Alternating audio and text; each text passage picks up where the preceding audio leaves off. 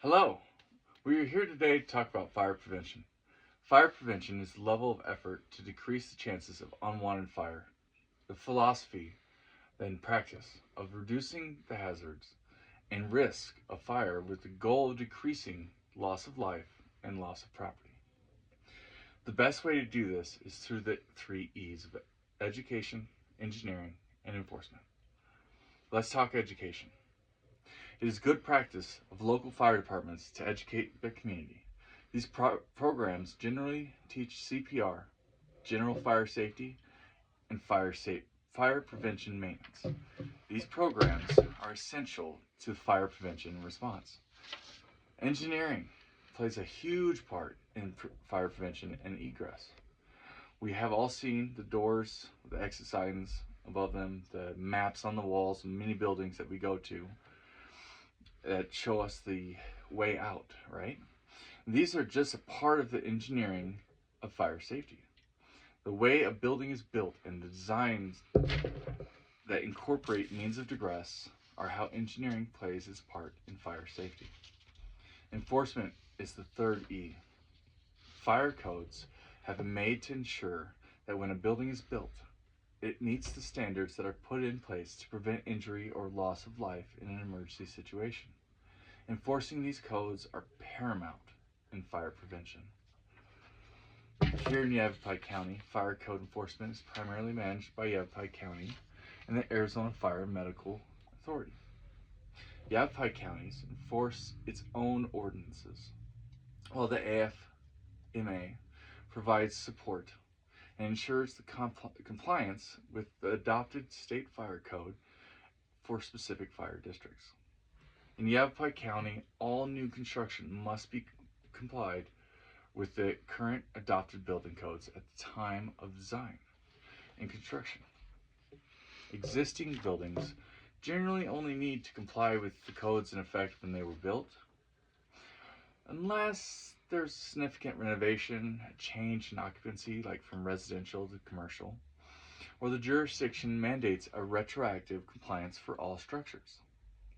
Local organizations like the city's fire department and building inspection department, along with national organizations like the NFPA, National Fire Protection Association, the International Codes Council, and Underwriter Laboratories, all play a key role in determining the fire resistance of building materials.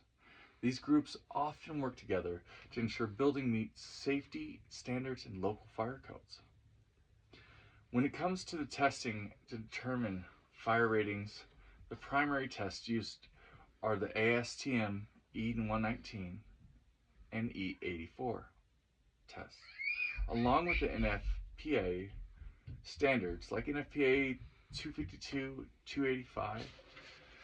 Fire tests and fire ratings are crucial aspects of building inspections and code enforcement, ensuring structures meet minimum fire safety standards.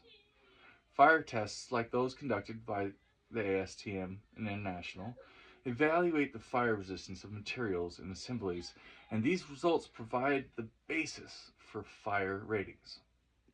Inspectors use these ratings to determine if materials and systems comply with fire code requirements. Unsafe structures in an area, as related to code requirements, are those that pose a threat to public safety, or those occupants due to structural defects, fire hazard, lack of essential safety features. This includes inadequate egress, no ways to get out, lighting, ventilation, or fire suppression systems like sprinklers, as well as excessive loads or damage that compromises the structural integrity of the building. In this area, Type 5 wood framed constructions pose the biggest hazard for fire spread due to its high combustibility and potential for rapid ignition.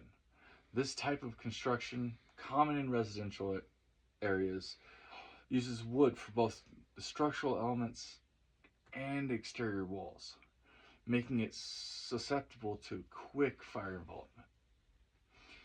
Plans review and structural control are crucial for improving fire safety in unsafe structures because they ensure structures meet safety fire safety codes and standards, preventing fire spread and allowing for safe evacuation.